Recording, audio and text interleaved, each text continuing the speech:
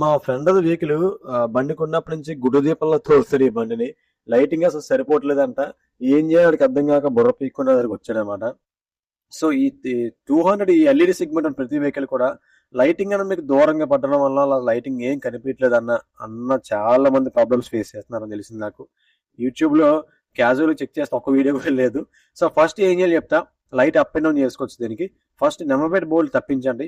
అక్కడ మీకు ఎల్ఎంకి 5mm ఎల్ఎంకి పెట్టి జస్ట్ మీరు అలా పైకి తిప్పుతున్నారు కదా, పైకి తిప్పుతున్నాను కదా, అలా తిప్పితే ఏమవుతుందంటే మీకు లైటింగ్ అనేది అప్ ముందుకు పోతుంది, అంటే మీదకి పోతుంది. ఓకేనా?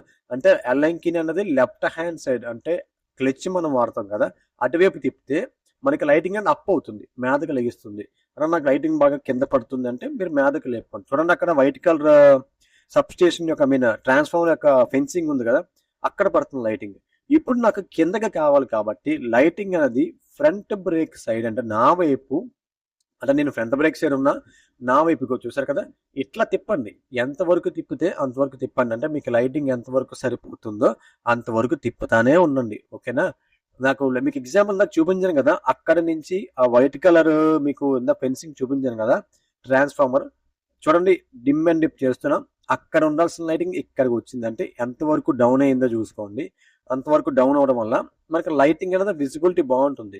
అంటే దగ్గర అనేది మామూలు క్యాజువల్ గా మనం వాడేది, అండ్ దూరం హై బీమ్ వాడేటప్పుడు మనకి ముందు పడాలి. మామూలుగా లో బీమ్ లో మాత్రం ముందు పడితే సరిపోతుంది, లో అంటే దగ్గరలో పడితే సరిపోతుంది. అంటే నాకు రిక్వైర్మెంట్, అంటే నేను ఎలాగ పెడితే వాడికి అలానే వస్తుంది కాబట్టి, నా ఫ్రెండ్ గారు కాబట్టి.